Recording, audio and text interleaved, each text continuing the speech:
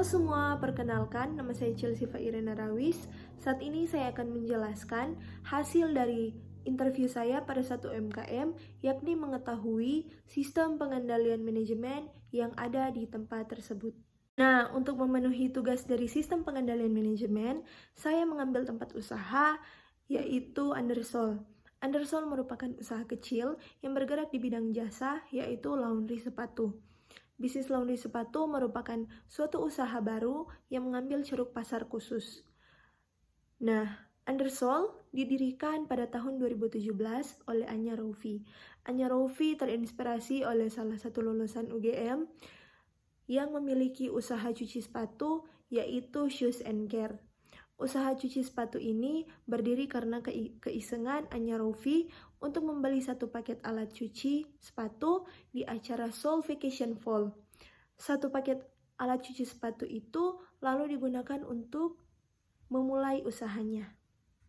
Usaha cuci sepatu ini dilakukan oleh Anya Roufi di indekosnya dengan dibantu oleh 2 orang teman dengan modal awal yang dikeluarkan hanya sebesar Rp200.000 yang berasal dari uang pribadi. Dan pada tahun 2019, Anya mulai mengembangkan usahanya dengan menyewa kios.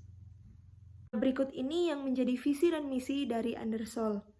Visi, mencari tempat cuci sepatu yang berhasil dan membantu serta berguna bagi orang lain.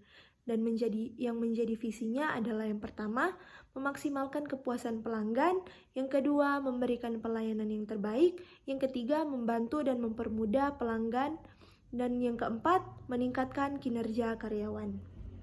Nah, berikut ini yang menjadi proses dan strategi bisnis usaha Undersol. Undersol beroperasi mulai pukul 8 pagi hingga 4 sore. Selanjutnya, operasional dilanjutkan oleh pemilik. Setelah pukul 4 sore, jam kerja karyawan akan dihitung sebagai waktu lembur. Karyawan yang dimiliki saat ini berjumlah 4 orang karyawan tetap dan 3 orang karyawan paruh waktu. Karyawan tetap memiliki jatah membersihkan sepatu sebanyak maksimal 4 sepatu per hari, sementara karyawan paruh waktu bebas menentukan jumlah sepatu yang akan dibersihkan. Strategi yang dilakukan oleh Undersol untuk menarik konsumen yaitu dengan melakukan berbagai promosi. Promosi yang dilakukan menggunakan media sosial seperti Instagram. Promosi di Instagram dilakukan dengan memasang iklan pada story Instagram. Untuk menarik minat konsumen, Undersol memberikan layanan gratis ongkir kirim.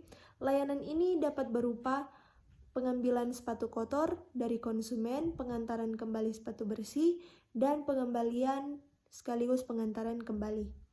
Strategi lain yang dilakukan Undersol adalah melakukan promosi dengan membuka stand di acara kampus dan memberikan promo seperti cuci dua sepatu, gratis cuci 1 sepatu.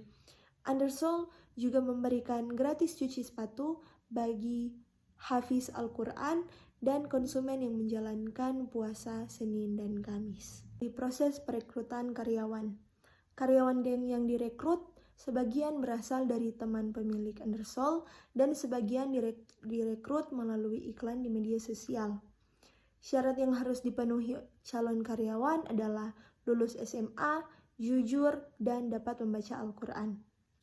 Dalam sehari, Undersol dapat mencuci sepatu kurang lebih 30 sepatu. Peralatan yang digunakan untuk membersihkan sepatu diganti setiap 6 bulan sekali.